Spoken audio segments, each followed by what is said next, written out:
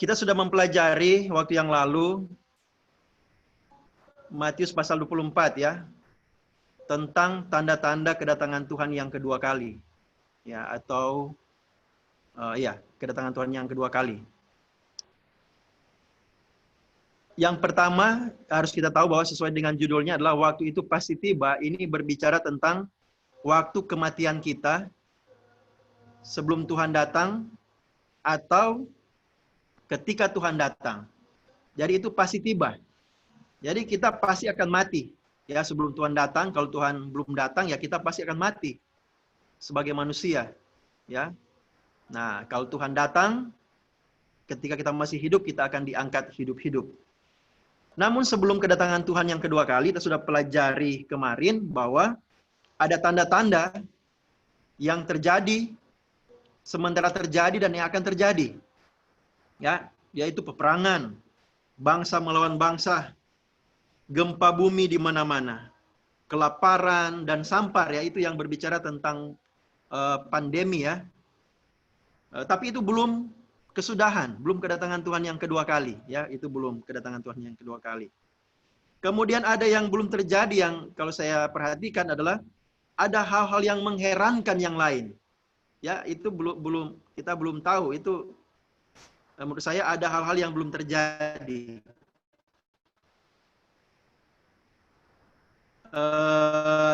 Tanda-tanda di langit juga. Ya, mungkin kita akan lihat nanti itu ya. Kasih menjadi dingin akan datang, akan bermunculan. Ajaran-ajaran baru yang akan muncul yang mungkin akan menyesatkan. Bahkan dikatakan orang-orang pilihan akan disesatkan. Nah, tanda terakhir adalah Injil Kerajaan Surga disebarkan ke seluruh dunia. Itu syaratnya, baru tibalah kesudahannya. Ya, jadi tanda yang terakhir ya sebelum kedatangan Tuhan yang kedua kali adalah Injil disebarkan ke seluruh dunia. Nah sekarang pertanyaannya, apakah Injil sudah disebarkan ke seluruh dunia? Jawabannya adalah belum ya, belum. Nah, di sini dalam Matius 24 ayat 13 sampai 14 dikatakan, sebentar. Tetapi orang yang bertahan sampai pada kesudahannya akan selamat, dan Injil Kerajaan ini akan diberitakan di seluruh dunia menjadi kesaksian bagi semua bangsa. Sesudah itu, barulah tiba kesudahannya. Jadi Injil Kerajaan Kristus itu atau kabar baik itu harus diberitakan dulu ke seluruh dunia. Semua orang dengar, mereka mau bertobat atau tidak bertobat, mau menerima atau tidak menerima, yang penting sudah disebarkan. Itu syaratnya. Menurut Alkitab. Barulah tiba kesudahannya. Nah, bagaimana caranya supaya Injil tersebar ke seluruh dunia? Ya, ini menjadi pertanyaan kita ya. Bagaimana caranya? Kan ini penduduk dunia sangat banyak. Ada sekitar 7,7 miliar jumlah penduduk bumi. Kurang lebih. Nah, bagaimana supaya tersebar? Harus ada yang pergi. Harus ada yang menyebarkannya. Injil itu. Ya. Siapa yang menyebarkan? Semua yang mengaku murid-murid Yesus yang harus pergi mengabarkan Injil sehingga Injil Kerajaan Allah bisa tersebar sampai ke seluruh bumi. Ya, ke penjuru dunia. Nah, pertanyaan, mengapa kita harus menginjil? Mengapa kita yang mengaku sebagai pengikut Yesus yang harus menginjil? Nah, ini jawabannya. Jadi ada beberapa hal kenapa Injil harus tersebar, kenapa kita yang harus menyebarkannya, harus memberitakannya. Tapi saya hanya mengambil di sini ada ya sekitar 4 ya. Pertama adalah menginjil adalah salah satu cara terpenting untuk menjaga keselamatan kita. Ya. Jadi yang pertama, dengan menginjil, mengapa kita harus menginjil? Karena dengan menginjil, itulah salah satu cara terpenting untuk menjaga keselamatan kita. Waktu yang lalu saya sudah singgung bahwa kita memang dibenarkan oleh kasih karunia. tanpa kita berusaha, kita percaya, kita menerima keselamatan itu. Tetapi karena kita harus menjalani kehidupan ini, maka harus ada aturan-aturan yang harus kita lakukan, ya. 10 hukum, juga aturan-aturan yang lain, perintah-perintah yang lain, dan salah satu adalah menginjil. Dalam Filipi 2 ayat 12 mengatakan, "Hai saudara-saudaraku yang kekasih, kamu senantiasa taat, karena itu tetaplah kerjakan keselamatanmu dengan takut dan gentar." Jadi saya garis bawahi, tetaplah kerjakan keselamatanmu dengan takut dan gentar.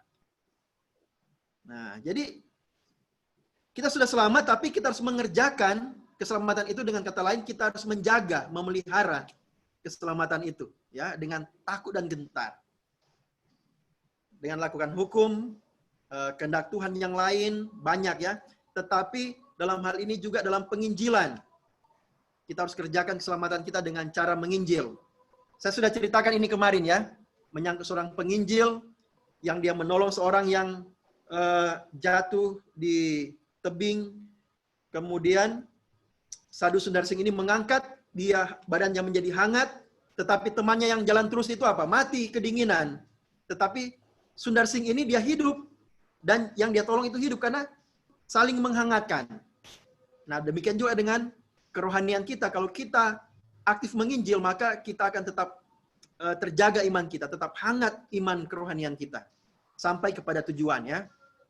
Kemudian yang kedua, menginjil adalah perintah. Nah, kalau kita melakukan 10 hukum Tuhan, itulah perintah Tuhan, ya, benar tidak? Kemudian juga menyangkut dengan hukum kesehatan dan yang lain-lain. Menginjil juga adalah perintah. Ya, kita harus menginjil karena inilah perintah. Dalam Matius 28 ayat 19 dikatakan, yaitu pergilah, jadikanlah, baptislah dan ajarlah. Ya. Jadi ada 4 perintah. Satu amanat agung, tapi ada 4 isinya, yaitu pergi, jadikan semua bangsa murid, baptislah dan ajarlah. Jadi ada 4, ya, ada 4. Jadi ini adalah perintah. Mengapa kita harus menginjil? Karena ini perintah amanat agung dari Yesus sebelum dia naik ke surga. Jadi menginjil adalah pekerjaan utama untuk semua murid-murid Yesus. Kita adalah murid-murid dari Yesus, ya. Jadi ini adalah pekerjaan utama kita, menginjil. Kalau kita punya pekerjaan yang lain, itu nomor 2. Yaitu nomor 2. Karena ketika Yesus ada di dunia, dalam Steps to Christ, halaman 78, Ellen White mengatakan, kehidupan juru selamat di dunia ini bukanlah satu kehidupan berfoya-foya dan pemuasan diri sendiri, tapi ia bekerja keras dengan usaha yang tekun, serius, dan tak kenal lelah untuk keselamatan manusia yang sudah tersesat. Ini adalah satu-satunya tujuan agung kehidupannya. Segala sesuatu yang lain adalah nomor 2 dan penunjang saja. Jadi kalau Yesus menomorsatukan pekerjaan Tuhan menyelamatkan jiwa-jiwa, dan yang lain nomor 2, kita juga harus mengikuti teladan dari Tuhan kita. Yaitu pekerjaan penginjilan, memenangkan jiwa, bersaksi, itulah pekerjaan utama kita. Dalam 2 Korintus 9 ayat 16 mengatakan, Paulus mengatakan, karena jika aku memberitakan Injil, aku tidak mempunyai alasan untuk memegahkan diri. Sebab itu adalah keharusan bagiku. Celakalah aku jika aku tidak memberitakan Injil. Jadi Paulus katakan itu keharusan. Paulus katakan, celakalah aku jika aku tidak menginjil. Bahaya. Jadi saudara, bahaya kalau tidak menginjil, ya. Oke. Jadi menginjil adalah keharusan bagi mereka yang mengaku sebagai murid-murid Yesus. Ya, jadi kita ini murid-murid Yesus, kita punya kewajiban, keharusan, karena itulah perintah. Perintah Tuhan, amanat agung. Kemudian yang ketiga, menginjil adalah pernyataan kasih kita kepada Tuhan. Ya, kalau kita orang-orang muda yang naksir seseorang atau berpacaran, mencintai pasangan kita, maka apa yang dia minta tentunya yang baik, tentunya tidak melanggar hukum atau melanggar aturan. Dia minta tentunya kita akan dengan senang hati untuk memberikan, ya tentunya hal yang baik kita berikan. Ya, karena kita mengasihi, mencintai orang tersebut. Nah, kalau kita mencintai Yesus juga, maka kita akan menginjil, oleh karena itu perintahnya. Nah, dalam Yohanes 14 ayat 15, jikalau kamu mengasihi aku, kamu akan menuruti segala perintahku. Jadi segala perintahku, bukan hanya perintah yang lain. Kita berusaha sesuai kemampuan kita ya tentunya. Karena kasih. Tanpa kasih, kita tidak akan sanggup untuk melakukan apapun yang Tuhan suruh. Ya, saudara, apakah saudara sudah merasakan kasih Tuhan? Kalau saudara sudah merasakan kasih karunia, maka saudara akan tahu bagaimana mengasihi Tuhan. Ya, saya punya pengalaman. Dulu saya advance sejak kecil, kemudian sempat hilang, ya tidak mau ke gereja, tidak aktif. Tetapi kemudian saya merasakan suatu kasih karunia yang Tuhan berikan kepada saya. Ya, pengampunan, kemudian berkat-berkat, kebahagiaan, damai sejahtera, pengharapan, dan banyak hal lagi. Itulah sebabnya saya mengasihi Tuhan dan saya katakan, Tuhan, apa yang saya harus lakukan? Dan tanpa disuruh, ada dorongan dalam hati saya mau menginjil, mau menyenangkan hatinya. Ya kalau dulu datang ibadah Sabat, kayak dipaksa ya, seperti anak kecil kan. Ayo pergi ke ibadah. Setelah remaja lebih berat rasanya. Tetapi setelah saya merasakan kasih karunia, maka saya pergi ke gereja karena saya mengasihi Tuhan, bukan karena saya mau dihukum. Ya, karena saya mengasihi Tuhan, saya ingin bertemu dengan Tuhan. Saya lakukan hukum-hukum yang lain oleh karena saya mengasihi Tuhan yang sudah mengasihi dan menyelamatkan saya sebelumnya. Jadi saudara harus merasakan dulu apa yang namanya mengalami kasih Tuhan, ya kasih karunia. Baru saudara bisa melakukan apapun yang Tuhan suruh. Bahkan mati bagi Tuhan pun saudara akan rela, saudara akan mau. Ya. Oke, yang keempat. Menginjil akan mempercepat penyelesaian pekerjaan Tuhan sehingga Tuhan segera datang. Ya. Jadi dengan menginjil, kita menginjil, itu akan mempercepat pekerjaan Tuhan selesai karena ini tanda yang terakhir yang harus diselesaikan sehingga Tuhan akan segera datang. Ya, mungkin yang lain belum suka Tuhan datang karena belum menikah atau belum berpacaran atau belum masih cita-cita punya mobil, punya rumah, punya harta yang banyak. Ya banyak yang belum suka ke surga. Padahal surga itu lebih hebat di luar dari pemikiran kita. Ya, yang Tuhan sediakan bagi kita. Ya, tapi banyak orang yang belum suka ke surga. Nah, menginjil akan mempercepat penyelesaian pekerjaan Tuhan sehingga Tuhan segera datang. Surga itu lebih daripada apa yang kita pikirkan. Injil kerajaan ini akan diberitakan ke seluruh dunia, menjadi kesaksian bagi semua bangsa. Sesudah itu barulah tiba kesudahannya. Ya. Jadi ada satu hal syarat lagi terakhir. Injil kerajaan ini akan diberitakan di seluruhnya. Syarat terakhir itulah Injil diberitakan ke seluruh dunia. Baru tiba kesudahannya. Jadi siapa yang berperan memberitakan Injil supaya bisa tersebar ke seluruh dunia? 2 Petrus 3 ayat 11-12 mengatakan, jadi jika segala sesuatu ini akan hancur secara demikian, ini menyangkut dengan kiamat. Ya. Bumi ini akan dihanguskan, dihancurkan, dia akan diperbaharui. Jadi kalau itu akan terjadi, betapa suci dan salehnya kamu harus hidup. Jadi kita harus suci. Ya, harus saleh. Karena dunia ini akan diperbaharui. Jadi kalau kita punya harta, punya apa yang ada di dunia ini, itu akan dihanguskan. Kalau kita cinta akan dunia ini akan dihanguskan semua. Jadi percuma kita punya satu dunia, ya di Markus 8 ayat 36, ya 36-38. Percuma kita memiliki satu dunia tapi kehilangan nyawa. Jadi saudara, apa yang kita kumpulkan di dunia ini hanya sementara. Memang kita dipercayakan harta, tidak apa-apa kita cari harta, tapi jangan membuat itu jangan harta itu membuat kita jauh dari Tuhan, karena harta itu akan dihanguskan.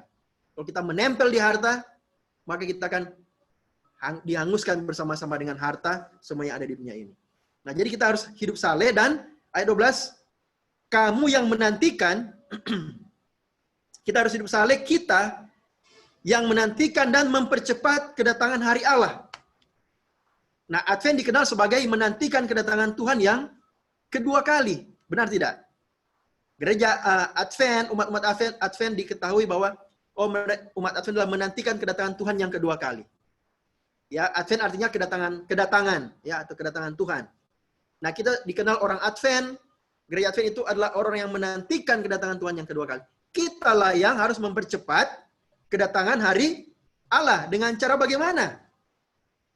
Dengan cara melakukan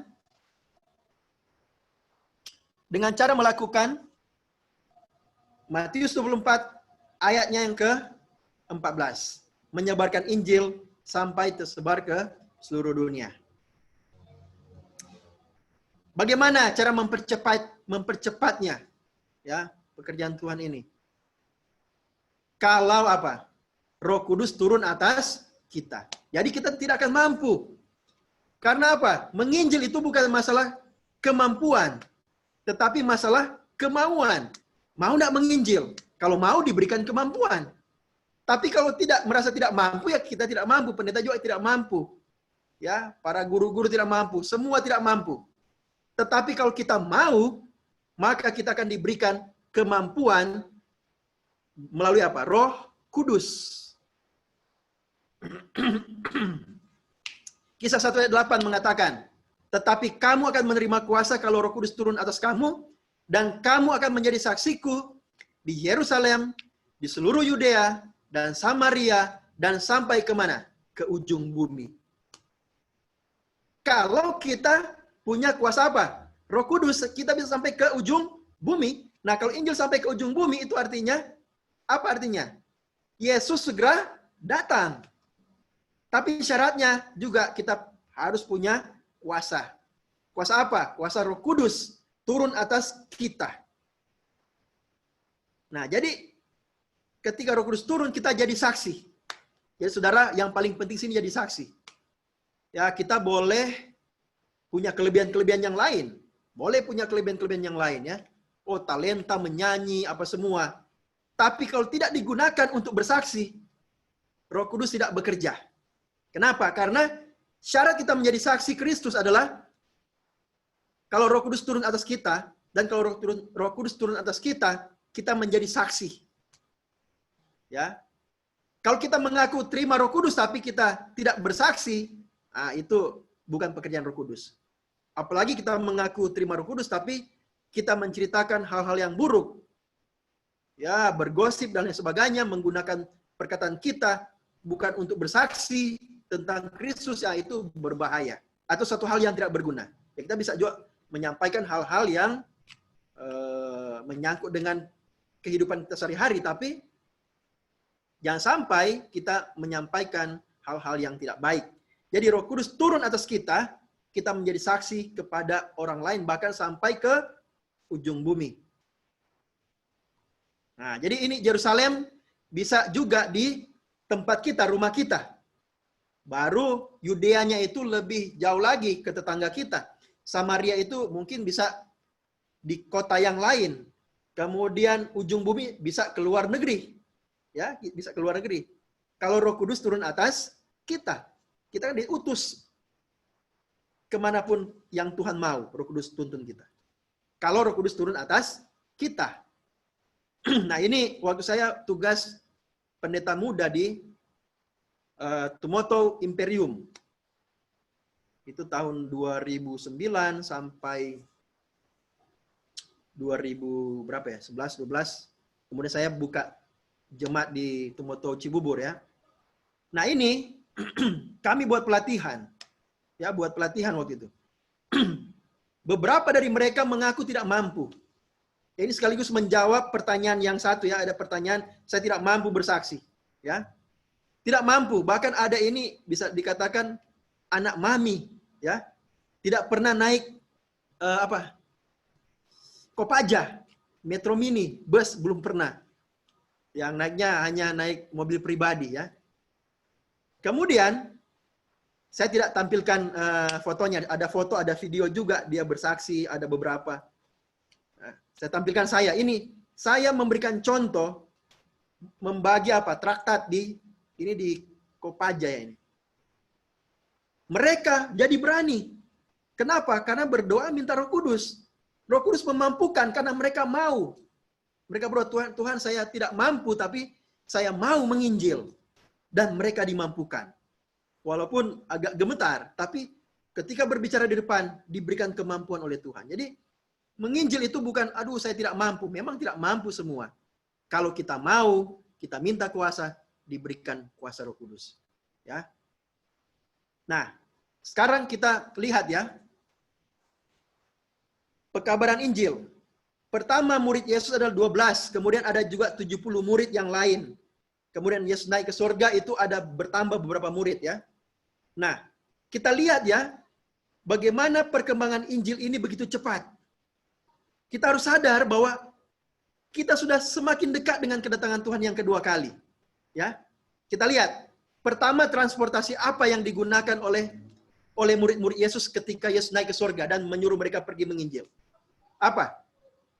Jalan kaki, benar tidak? Jalan kaki. Kemudian setelah itu mulai ada gunakan keledai, kuda untuk mengabarkan Injil. Ya. Kemudian ada kereta, ada juga yang pakai burung merpati menyampaikan kabar di tempat yang jauh gitu kan. Kemudian ada menggunakan perahu, kapal kayu, masih pakai dayung-dayung ya. Kemudian mulai ada apa? Mesin cetak.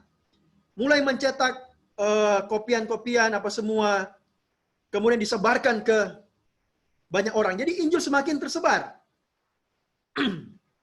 Kemudian ditemukanlah kereta api. Jadi semakin gampang. Para misioneri yang biasa berjalan kaki naik kereta bisa pergi ke satu kota ke kota yang lain dengan cepat. Jadi Injil mulai tersebar dengan begitu cepat. Ya. Kemudian ditemukan yang namanya telegraf. Ini adalah apa? Mesin atau alat menggunakan teknologi telegrafi untuk mengirim pesan. Ya. Tapi masih terbatas ya. Untuk mengirim dan menerima pesan dari jarak jauh. Biasa menggunakan Morse. Ya, ada kode-kodenya untuk komunikasi. Ya. Nah, kalau akhirnya ada telegram, dulu ada namanya telegram. Ya. Nah, kemudian apa? Telepon ditemukan. Orang bisa mengabarkan Injil lewat telepon, tapi terbatas dan mahal. Ya, saya dulu waktu masih kecil, masih remaja, sempat ada telepon umum ya, pakai koin. Dan kalau telepon rumah itu mahal, harus dibayar mahal. Kemudian ditemukanlah pesawat. Lebih cepat lagi, lebih jauh lagi pekabaran Injil. Ya. Wah, kereta cepat. Wah, luar biasa ini kereta Jakarta-Bandung, kemudian Jakarta-Surabaya, nanti akan ada kereta cepat. Akan cepat transportasi, komunikasi, dan pekabaran Injil juga akan lebih cepat lagi. Nah, kemudian mulailah ada satelit. Wah, ini menjangkau apa? Dunia dengan cepat. Saudara bisa lihat betapa cepatnya pekabaran Injil tanpa kita sadari bahwa Injil hampir tersebar ke seluruh dunia. Nah, kalau saudara tidak siap, hati-hati. Ya, bahaya ini. Ya, bahaya. Nah, internet, saya mencari informasi tentang internet. Ternyata internet ini dari apa tadi ini? Telegraf, kemudian berkembang, kemudian muncul internet. Internet ini, istilah internet dan kemudian ada jaringan komputer ini pertama dibentuk oleh Departemen Pertahanan Amerika pada tahun 1969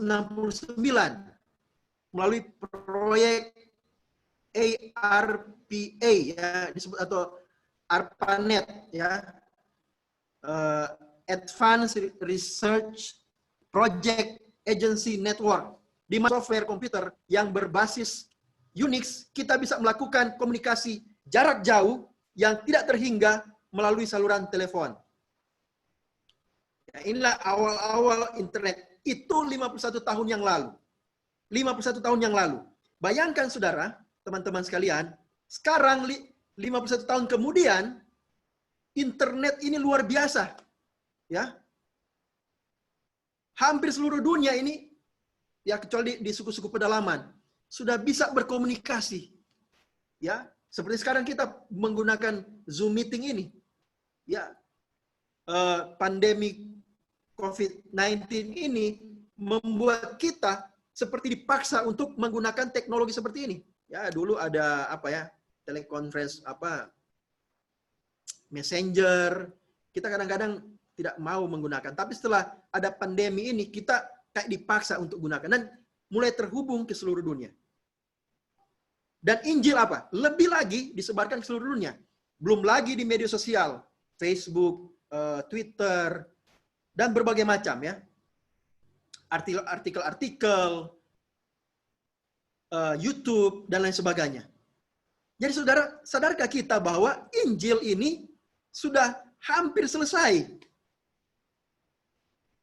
Kalau kita tidak sadar, kita bisa bahaya. Oke, nah ini the next web, tapi ini website yang mensurvei tentang bagaimana orang-orang menggunakan perangkat mobile atau gadget, ya, atau internet. Berapa banyak? Tapi ini tahun 2017. Ada beberapa website survei ya, tapi ini tahun ini saya mengambil ini ada dari We Are Social. Kalau saudara teman-teman bisa buka websitenya wearesocial.com. Di situ akan ada survei penggunaan handphone, gadget, mobile users ya di seluruh dunia. Ya, di seluruh dunia. Dan ada peningkatannya luar biasa sampai tahun 2020 ini. Ya. Mobile connection. Nah, tapi ini saya mau kasih lihat ya. Menurut We Are Social ini, penduduk dunia di tahun Januari 2019 itu ada 7,6 miliar lebih ya. Nah, penggunaan yang menggunakan mobile atau handphone atau gadget itu ada 5,111 miliar banyaknya. Jadi ini ada, kalau ada 3 kelompok, ini 2 kelompok sudah menggunakan apa? Gadget atau handphone. Tapi tidak semua menggunakan internet. Yang menggunakan internet adalah 4,3 miliar banyaknya. Kemudian yang aktif media sosial itu ada 3,4 miliar. Ya. Ya. Oke. Kemudian di tahun 2020, ini 2020. Ini menurut wearesocial.com survei, mereka mensurvei bahwa dari penduduk sekarang katanya ada 7,75 miliar banyaknya. Dan yang menggunakan handphone atau telepon itu ada 5,19 miliar. Jadi tinggal 2 miliar lagi yang belum. Nah, kalau mereka menggunakan gadget itu berkomunikasi, apakah kira-kira pekabaran Injil itu bisa tersebar? Bisa. Ya, bisa. Ya. Nah, kemudian yang menggunakan internet, ya, yang menggunakan internet itu secara aktif adalah 4,55 miliar banyaknya. Yang menggunakan internet. Bayangkan, mereka menggunakan internet, mereka bisa buka aja, oh ini tentang agama Kristen, tentang ajaran Kristus, tentang Injil. Ya. Kemudian yang aktif menggunakan media sosial ada 3,8 miliar. Jadi kita lihat, tinggal sedikit lagi, mungkin itu orang-orang yang tinggal di pedalaman. Ya. Tinggal di pedalaman yang belum bisa menggunakan gadget, internet. Tetapi sedikit lagi mereka akan menggunakan internet dan perangkat-perangkat mobile. Ya. Oke. Jadi bisa dikatakan dari 3 kelompok ini hampir dua kelompok ini sudah mengenal mobile dan internet ya. Sudah menggunakan gadget dan sebagainya. Namun saudara, saya tidak berbicara tentang bahwa pekerjaan Tuhan akan diselesaikan melalui internet, melalui jaringan ya. Tidak. Jangan salah ya. Tapi ini adalah sarana yang Tuhan gunakan. Memang setan juga gunakan, tapi Tuhan juga menggunakan sarana ini untuk mengabarkan Injil. Ya. Tetapi pekerjaan Tuhan akan selesai melalui pertolongan Roh Kudus, melalui kita. Tapi kalau kita tidak mau, dikatakan batu-batu juga akan berbicara. Ya, waktu orang Yahudi, orang ahli Taurat melarang orang-orang berteriak memuliakan nama Tuhan, bilang kalau mereka didiamkan, batu-batu akan bicara. Jadi saudara, kalau kita tidak menginjil, Tuhan tidak dirugikan. Kita yang rugi. Kita yang rugi. Kita harusnya mengambil satu bagian yang luar biasa indah. Ya, menyelesaikan pekerjaan. Karena kalau kita tidak mau digunakan oleh Tuhan, Tuhan akan gunakan orang lain. Dan yang menyelesaikan pekerjaan adalah Roh Kudus ya. Roh Kudus akan menggunakan kita dan kita bisa menggunakan kemajuan teknologi yang ada sekarang ya. Nah, ini saya mau ceritakan. Ini adalah hasil penginjilan saya waktu melalui Facebook ya. Saya aktif di Facebook. Saya suka kirim ayat, artikel atau kutipan-kutipan yang positif ya. Yang positif, hal positif. Kemudian saya berkenalan dengan seorang ibu, dia orang Indonesia tapi sudah warga negara Australia. Kemudian kita berkomunikasi dan akhirnya dia belajar Alkitab. Saya tuntun dia dan dia pergi ke gereja Advent di Gold Coast di Australia. Kemudian dia belajar dan dia dibaptiskan. Kemudian dia datang di Jakarta itu tahun berapa saya sudah lupa. Tahun sekitar 2014 mungkin. Dan dia bersaksi di Jemaat Tumoto Imperium. Dan sudah tahu dia pulang, anaknya dia injili, anaknya yang ada 2 anaknya, anak yang tua dibaptiskan, kemudian anak yang tua ini juga menginjili temannya juga dibaptiskan. Ini hasil dari apa? Dari penginjilan lewat Facebook, media sosial. Ada juga salah satu pendiri dari gereja Advent di Tumoto Pondok Indah. Namanya Bapak Dr. Budi. Ya, itu sudah almarhum dia.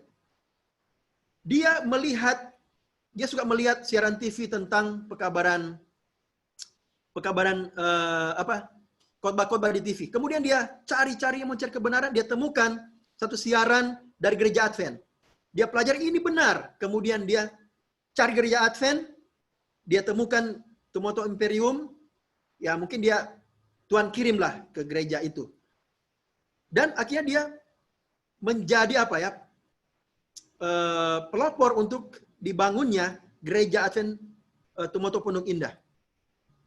Jadi tentunya banyak pengalaman-pengalaman yang lain. Mungkin saudara-saudara teman-teman punya pengalaman seperti ini menginjil.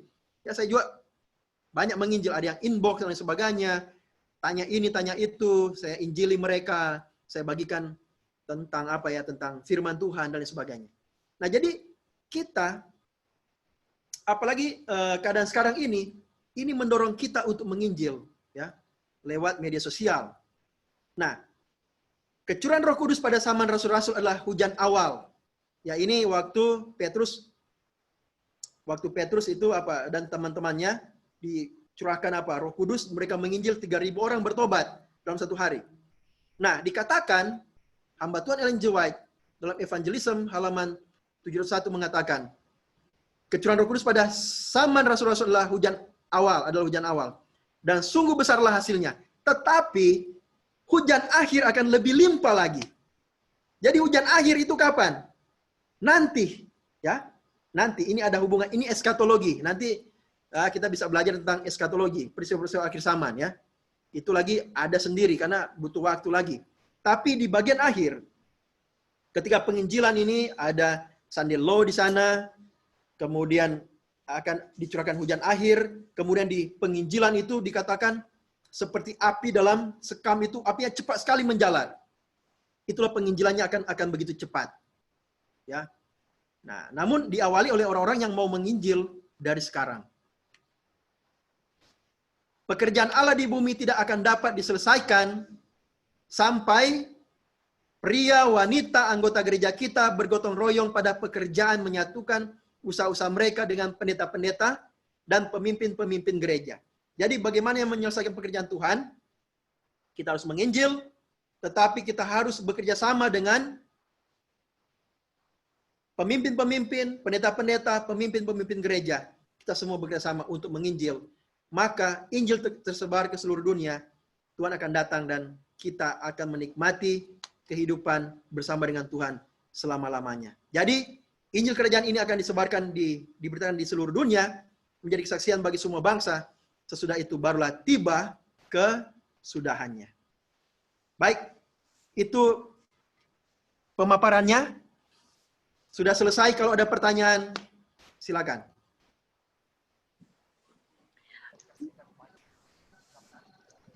Saya ada pertanyaan. Terima kasih pendeta buat materinya. Oh iya silakan, kalau ada pertanyaan langsung bisa ditanyakan. Ya, silakan. Silakan. Oke, terima kasih. Ya, terima kasih pendeta. Bagus sekali pengalamannya. Tapi saya ada kutipan Nyonya White, saya mau bacakan pendeta. Ya, silakan. Yang pertama, tetapi kehati-hatian besar harus dilakukan dalam menerima keanggotaan sidang.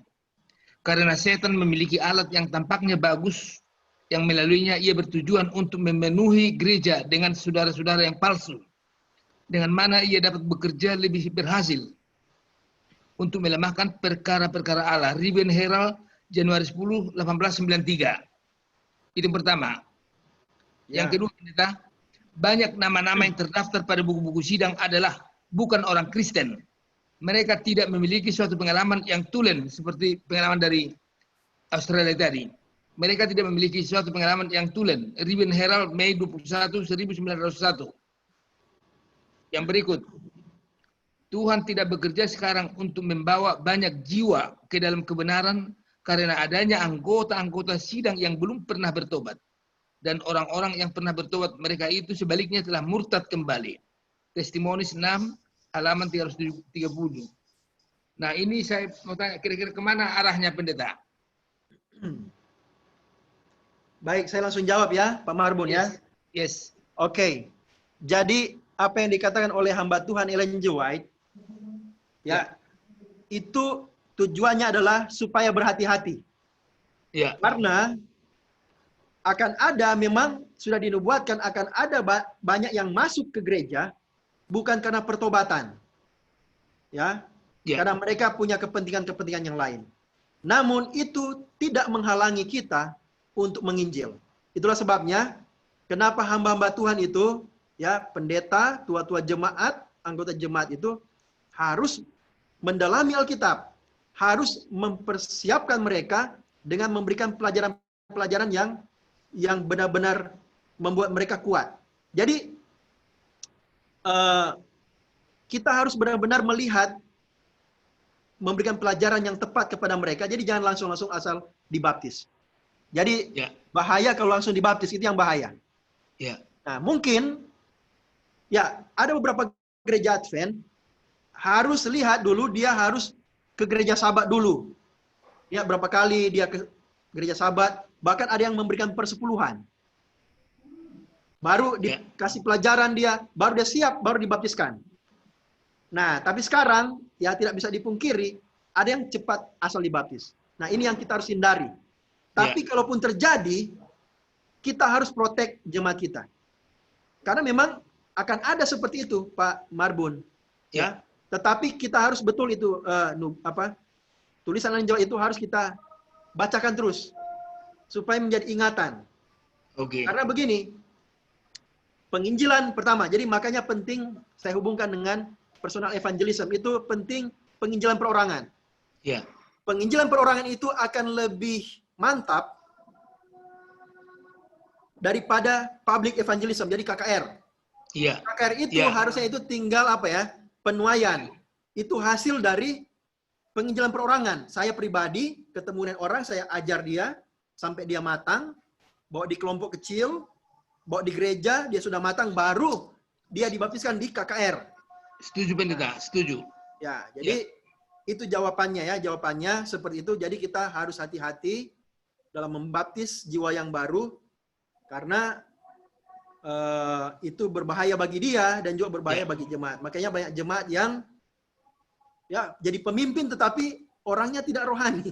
Ya bukan, saya tidak mau katakan saya rohani sombong rohani apa semua ya. Tapi pada faktanya ada orang-orang yang di gereja bahkan jadi pemimpin tetapi kehidupan mereka tidak mencerminkan anggota Advent yang sebenarnya. Jadi kutipan Ellen G. White itu benar, namun itu tidak menghalangi kita untuk menginjil. Kita tetap harus menginjil, tapi harus lebih hati-hati dan harus lebih mengajarkan orang itu dengan baik sampai dia paham, walaupun belum paham semuanya ya.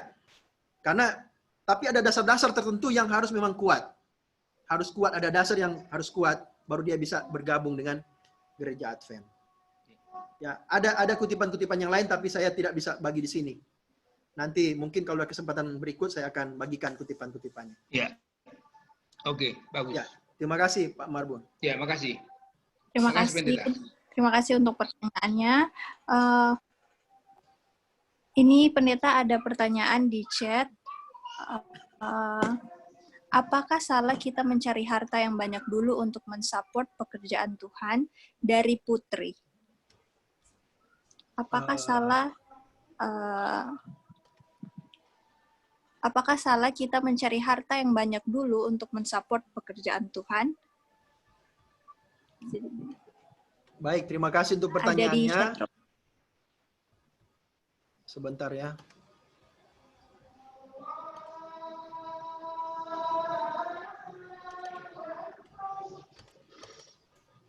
Sorry. Ini. Baik, saya akan menjawab. Kita tidak salah ya, tetapi kita harus ingat bahwa pekerjaan utama kita adalah apa? Menginjil, memenangkan jiwa ya. Itu pekerjaan utama. Kita bisa punya harta, kita bisa punya punya apa yang kita bisa miliki di dunia ini, di bumi ini. Tetapi kita harus ingat bahwa Yesus datang ke dunia, tujuan utamanya adalah untuk apa? Menyelamatkan kita. Nah, kita harus punya konsep ketika kita menerima Kristus, kita di dunia ini, kita bekerja di kantor, ya, di bank, kita bekerja, ataupun di perusahaan-perusahaan, dimanapun kita bekerja, ya. Kita harus tahu, kita di sana untuk apa? Bersaksi. Ya, semakin banyak uang kita jangan lupa bahwa kita bisa nikmati apa yang kita hasilkan, tetapi ingat, jangan menempel kepada harta itu. Ya, jadi karena dunia ini akan dihanguskan ya, seperti di Petrus tadi katakan. Kalau kita menempel di harta itu, maka apa? Kita akan dihanguskan dengan harta itu. Jadi tidak masalah kita, tapi jangan kita mengejar apa? Jangan mengejar dan mengorbankan yang utama, ya, mengorbankan iman oleh karena harta, itu yang paling berbahaya.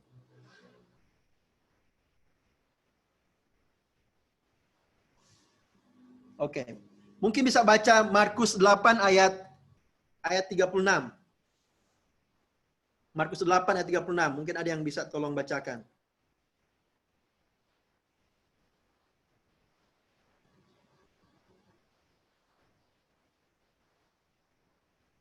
Markus 8 ayat 36. Apa gunanya seorang memperoleh seluruh dunia tetapi ia kehilangan nyawanya? Nah, jadi apa gunanya kita punya satu dunia? Ya. Kita ini hidup di dunia ini hanya sementara. Benar. Kalau kita sudah umur berapa sekarang?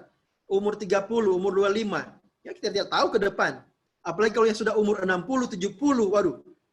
Itu kan kita paling tinggi umur kita berapa? Ya.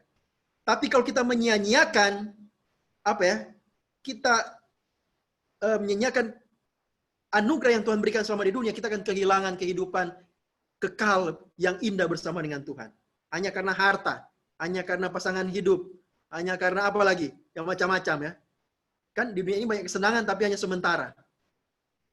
Tidak apa-apa kita punya cita-cita untuk ya punya rumah, punya mobil dan sebagainya, tapi jangan sampai itu yang membuat kita hilang dari Tuhan. Oke, itu jawabannya. Mungkin ada pertanyaan yang lain?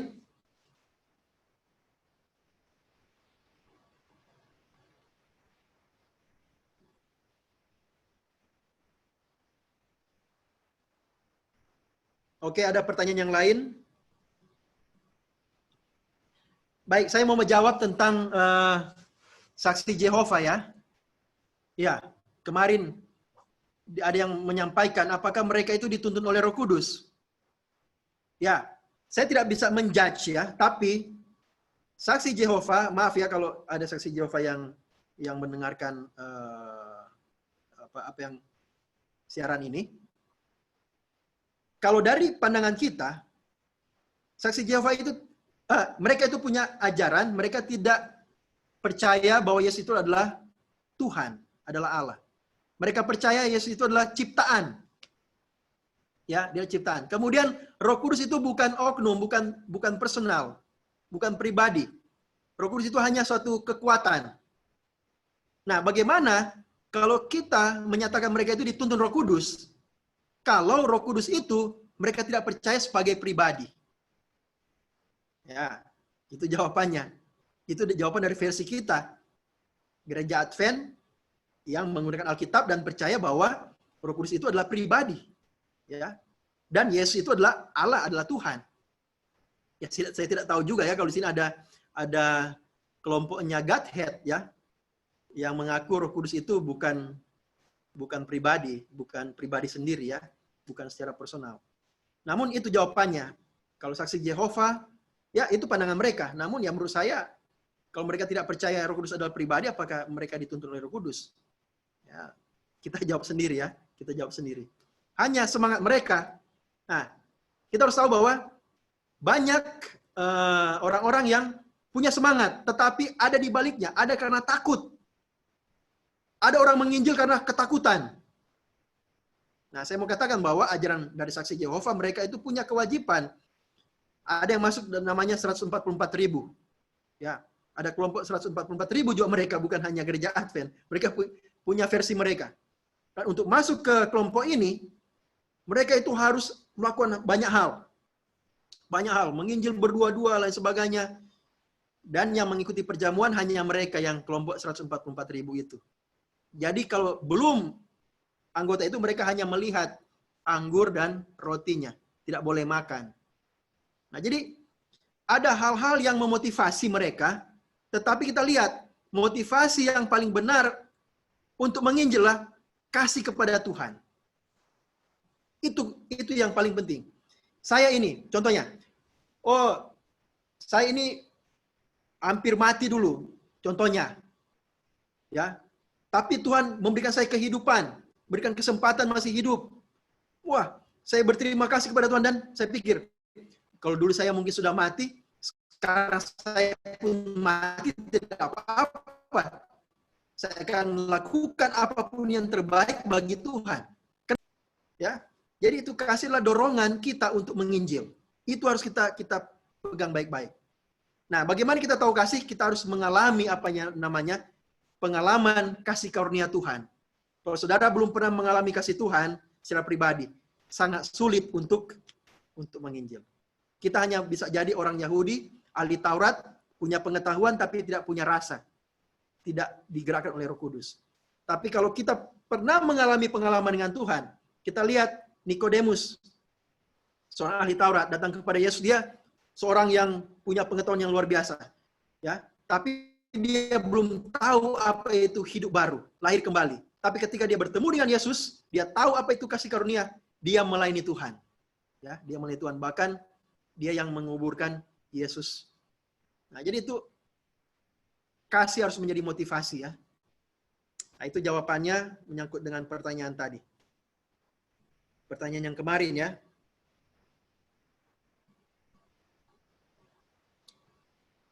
Oke, baik. Kalau masih ada pertanyaan, silakan. Oh, ini ada pertanyaan dari Deborah Nainggolan. Kita bukan bekerja untuk Tuhan, tetapi, oh, ini bukan pertanyaan ternyata. Tambahan, mungkin kita bukan bekerja untuk Tuhan, tetapi Tuhan yang sedang bekerja buat kita. Saat kita sudah menyerahkan hidup kita bagi Tuhan, Tuhan akan bekerja melalui kita. Apakah kita orang yang pemalu atau tidak punya harta yang banyak? God can use and work through us. Tuhan mencari umat yang mau, bukan mampu. Itu tambahan dari Kak Deborah Nainggolan. Terima kasih Kak Deborah. Mungkin ada saudara-saudara yang masih ingin bertanya, bisa bertanya lewat chat atau langsung bertanya, silakan. Pertanyaan Pendeta. Ya, monggo. Silakan. Nurlina. Ya. Silakan, Bu. Yang mau saya tanyakan begini, kan katanya kalau kita menginjil, yang pertama kita kan harus adakan hubungan baik dulu ya. Jadi persahabatan dulu kan gitu, makanya ada care group gitu ya. Betul, itu metode. Terus kita berbuat kebaikan dulu kan gitu. Ya. Tapi bagaimana kalau kita di suatu tempat, katakanlah kita lagi dalam perjalanan, kita hanya ketemu orang itu satu kali saja gitu ya. Maksudnya kita mungkin jarak kita jauh gitu, tapi kita ingin mengabarkan Injil gitu. Apakah kita, kan kita nggak mungkin sama dia mengadakan, maksudnya sepertinya kita berbuat baik dulu seperti ya orang berbaur, orang-orang yang dekat-dekat dengan kita gitu kan. Kalau tetangga-tetangga kita mungkin bisa kita buat seperti itu. Tapi kalau yang kita pergi ke satu tempat lalu kita ketemu dengan orang itu, boleh nggak kita langsung istilahnya ya membicarakan mengenai, katakanlah kalau penginjilan ini kan sering sekali kita mau mereka tahu itu mengenai hari Sabat kan gitu ya. Iya. Nah, jadi sebenarnya gimana kalau kita menyampaikan sesuatu itu, menginjil kepada orang yang sepertinya kita ketemu saat itu dan mungkin kita jaraknya jauh dan mungkin tidak bisa mengadakan pertemuan yang sering gitu, atau di jalan katakanlah. Jadi kita juga nggak punya kontaknya dia. Gitu. Baik, terima kasih, saya mengerti apa yang ditanyakan. Jadi bagaimana kita hanya bertemu orang yang tidak akan seterusnya kita bertemu ya. Bagaimana kita menginjil ke orang tersebut? Ya. Pertama kita baca dulu dalam 2 Timotius 4 ayat 2. 2 Timotius 4 ayat 2.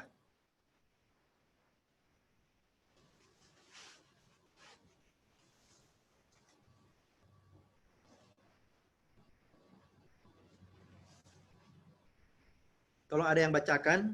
2 Timotius 4 ayat 2, beritakanlah firman, siap sedialah baik atau tidak baik waktunya, nyatakanlah apa yang salah, tegurlah dan nasihatilah dengan segala kesabaran dan pengajaran.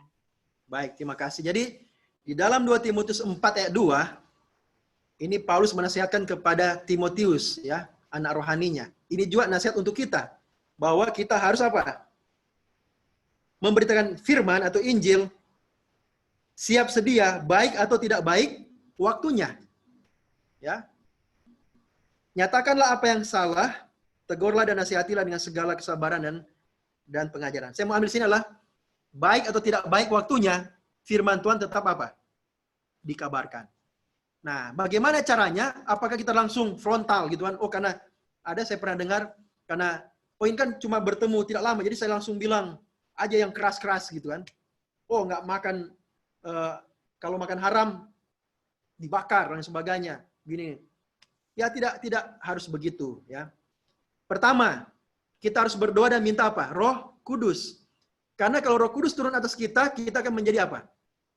Tadi dalam Kisah 1 ayat 8, ayat 9, 8 dan 9. Apa dikatakan di sana? Kamu akan menjadi saksiku. Ya. Jadi pertama minta Roh Kudus. Ya, Ibu Tobing nanti minta Roh Kudus, berdoa. Kemudian Tuhan akan taruh apa yang akan diperkataan. Kemarin seperti Saudara Tilsra sampaikan ya. Saya cuma sempat dengar waktu ada pertanyaan waktu minggu yang lalu bahwa di ayat, ada ayat yang menyatakan bahwa Tuhan akan memberikan apa? Dalam Markus 13 ayat 11, janganlah khawatir akan apa yang harus kamu katakan, tetapi katakanlah apa yang dikaruniakan kepadamu pada saat itu juga, sebab bukan kamu yang berkata-kata, melainkan Roh Kudus. Jadi Roh Kudus yang akan apa? Menaruh dalam pikiran kita. Ya, saya pernah beberapa kali di bus, pesawat, ya, di beberapa tempat ketemu dengan orang. Yang penting ada kemauan, ya, Bu. Tuhan, saya mau menginjil. Tuhan akan taruh dalam hati kita. Buka pembicaraan dulu, ya, tanya kabar, Bu, mau kemana? Tapi itu Roh Kudus yang akan bekerja. Yang penting pertama adalah kemauan. Ya, ada kemauan kita, mau menginjil. Tuhan, tolong Tuhan. Tolong supaya saya dapat berbicara apapun saya bisa sampaikan. Ya, Tuhan akan memberikan kita kemampuan. Nah, kemudian kalau ingin melanjutkan pembicaraannya, kita bisa kasih nomor telepon pendeta. Oh, mau belajar lagi ini. Kalau mau apa? Ini alamat saya, dia mau telepon saya. Kalau mau telepon saya atau ada mau ini ada pendeta kami atau teman kami atau ini alamat email dan sebagainya. Jadi intinya adalah tetap bersaksi, minta hikmah, Tuhan apa yang saya mau sampaikan. Saya pernah di taksi bicara-bicara ya, kebanyakan tentang makanan. Ya. Karena dengan muslim kan bicara-bicara, Pak, kita sama Pak. Kita tidak makan yang haram Pak. Nah, kita cari persamaan. Oh ya? Iya, kita, oh berarti ini Kristen putih katanya. Kristen putih ya. Oh, nah kita ikut Taurat. Kita ikut Taurat. Ya, kita ikut Taurat, Jabur, Injil. Nah, itu yang kita ikuti. Di Taurat itu kan mereka punya mereka iman kepada buku-buku 4 buku. Jadi masuk ceritanya. Masuk ceritanya sih. Jadi tapi itu Roh Kudus yang memberikan berbicara. Oke, itu jawabannya bisa, Bu? Oke, bisa. Satu lagi, boleh? Ya, hostnya, bagaimana hostnya? Boleh? Silakan. Gini, saya kan kehidupan saya, kerjaan saya sehari-hari kan saya ada bisnis ya.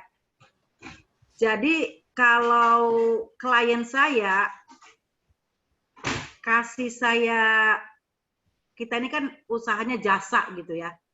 Jadi kalau klien saya itu mau kasih order,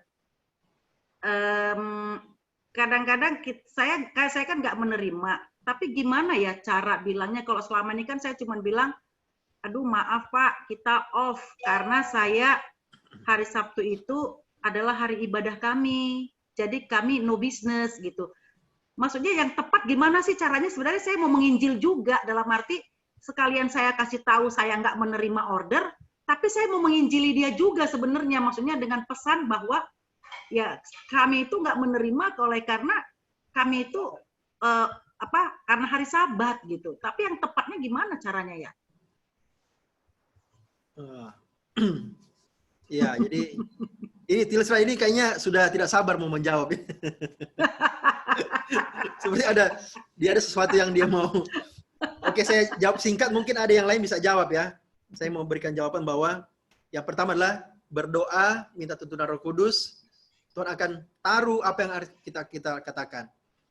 Nah, kalau menurut saya ya sampaikan aja, Pak, saya tidak terima order hari Sabat, karena hari Sabat dari iman saya bahwa itulah hari Sabat untuk istirahat, dan disitulah saya menerima berkat banyak. Nah, ada berkat di sana, sehingga saya boleh berhasil. Nah, jadi kan dia akan lihat, oh, itu banyak berkat. Apa berkatnya? Kan orang bisnis juga kan, biasa kan itu ada timbal balik kan. Apa benefitnya kalau saya kuduskan Sabat kan?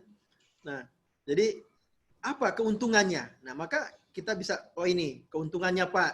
Kalau Bapak mau ya, apalagi Kristen kan, ya Bapak bisa belajar lebih dalam tentang, karena ini keuntungan kita bukan hanya keuntungan di dunia, ya bukan hanya secara mental, rohani, kedamaian hati, secara fisik juga kita lebih sehat. Karena beristirahat Sabat, dan itu ada dalam tertulis dalam Alkitab. Itu. Kan kalau istirahat Sabat itu kan kita beristirahat total, kita lebih, tubuh kita lebih jasmani lebih segar, kemudian menyangkut dengan akhirat. Nah, itu penasaran, oh tentang akhirat, seperti apa akhirat itu? Ya kalau Bapak mau ya, atau Ibu mau, ya silakan. Kalau mau belajar, kita sharing-sharing, boleh. Nah, jadi itu kan, jadi intinya buat ada satu, membuat dia penasaran, membuat dia ada rasa ingin tahu. Nah, ingin tahu. Dan di luar itu ya Roh Kudus yang akan bekerja kepada Ibu. Ya. Pada Ibu apa yang harus dikatakan, ya. Kadang-kadang kita ngajak dia ke KKR, ajak dia ke kelompok kecil, tanpa kita harus mengajar. Ya, seperti itu. Oke. Itu aja jawabannya. Oke. Oke, terima kasih untuk pertanyaannya, Bu. Boleh ya Bu ya? Mungkin Kalau belum puas nanti berikut lagi saya jawab. Memang belum puas karena banyak, kadang-kadang kita kan juga pakai WA gitu kan, jadi mungkin kerjaan udah kita kerjakan di hari Jumat tapi belum selesai, lalu kita bilang, Pak sorry, karena kalau kita kirim pakai via kapal laut kan kadang-kadang kapal berangkat tanggal hari Kamis katakan, mungkin baru tibanya nanti di hari Minggu, tapi kan kita harus, nanti takutnya dia menghubungi kita di hari Sabtu, kita langsung bilang, Bu, supaya Ibu tahu ya, nanti kita nggak bisa dihubungin kalau udah hari Jumat sore gitu. Jadi kadang-kadang bahasanya itu kita pilih-pilih agak sulit gitu. Tapi ya betul, kita harus berdoa dulu ya. Iya, intinya berdoa. Kita tidak tahu bagaimana caranya. Kadang-kadang dengan cara, bahkan ada orang yang dengan cara sedikit keceplos gitu, itu bisa buat orang dia apa? Penasaran gitu kan. Jadi ada banyak cara Tuhan yang Tuhan bisa gunakan. Saya hanya menyampaikan mungkin pengalaman saya atau pengalaman yang lain, tapi itu adalah pengalaman kita, pengalaman dari Ibu Tobing ya. Ya. Dari Ibu Tobing akan mengalami pengalaman dengan Roh Kudus. Roh Kudus akan tuntun seperti ini, buat seperti ini, atau dia yang hubungi, atau oh saya ingat kata-kata tertentu yang membuat dia ingin belajar. Jadi ada banyak hal yang Tuhan kerjakan yang kita tidak tahu sekarang. Tapi kalau kita mau menginjil, kita akan dimampukan. Ya, terima kasih Pendeta. Oke, ya, sama-sama. Oke, Pendeta, pertanyaan terakhir ini di kolom chat. Ya. Ada pertanyaan terakhir dari Roni. Saya bacakan, di saat situasi seperti ini, apakah boleh kita membeli baksos dengan tujuan membantu, tetapi pas ditanya kita dari kelompok Kristen, kita menyangkal karena ada beberapa daerah yang takut menerima baksos, kalau dari Kristen takut menjadi kristenisasi. Salah juga kita punya motif lain selain membantu, bisa menginjil. Bolehkah kita punya motif menginjil dalam memberikan baksos? Itu pertanyaan dari Roni, Pendeta. Jadi begini, kita lakukan satu hal, tapi jangan mengabaikan yang lain ya.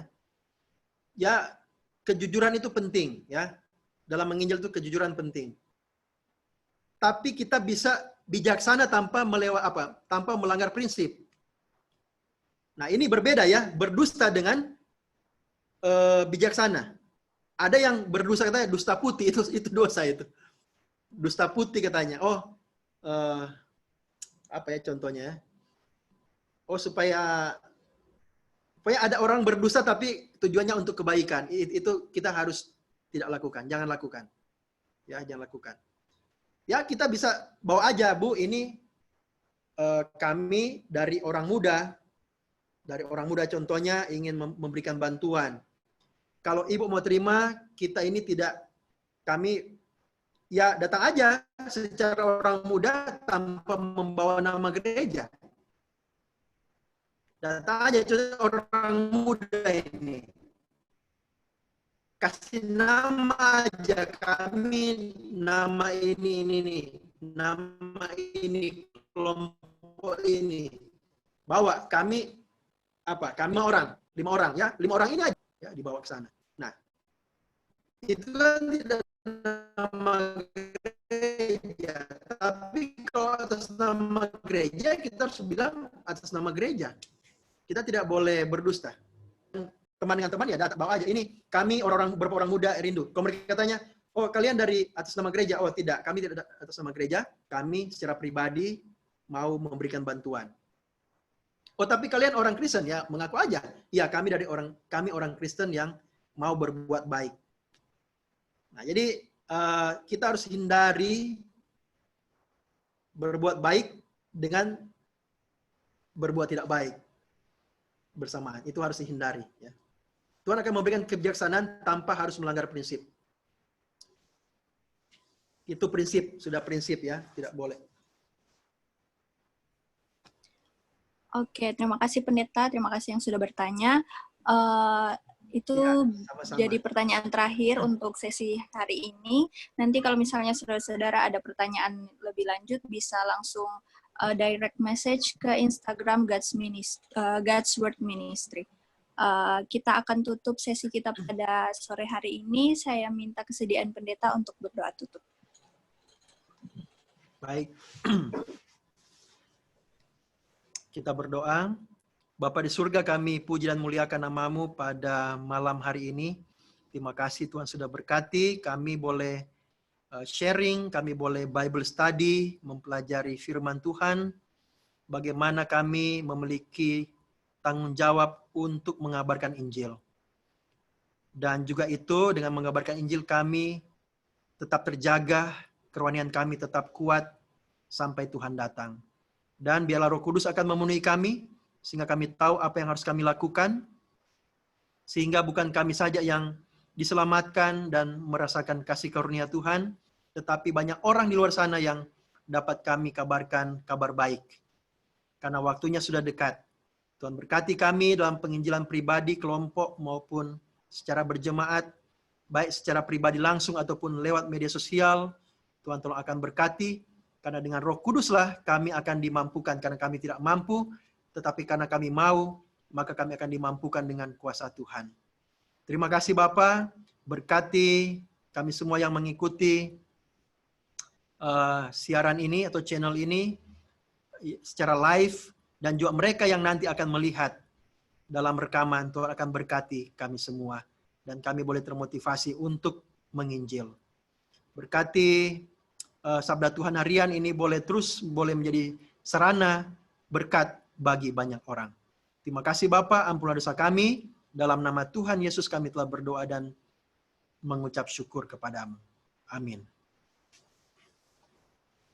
Terima kasih pendeta, terima kasih buat saudara-saudara yang sudah bergabung dengan kami malam ini. Semoga Roh Kudus akan memberikan kita pengertian, kita bisa lebih hari lebih dekat kepada Tuhan. Di sini ada pengumuman,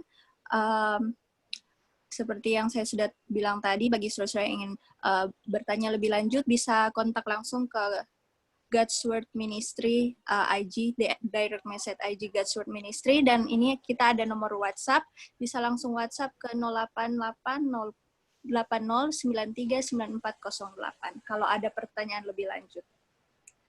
Terima kasih buat saudara-saudara yang sudah gabung. Sekali lagi kami masih mengundang untuk pertemuan-pertemuan selanjutnya. Terima kasih buat pendeta yang sudah bersedia untuk membawakan materi malam hari ini. Tuhan berkati kita semua, sampai bertemu lagi. Tuhan berkati. Terima kasih. Terima kasih pendeta. Terima kasih pendeta. Ya, terima kasih. Tuhan berkati.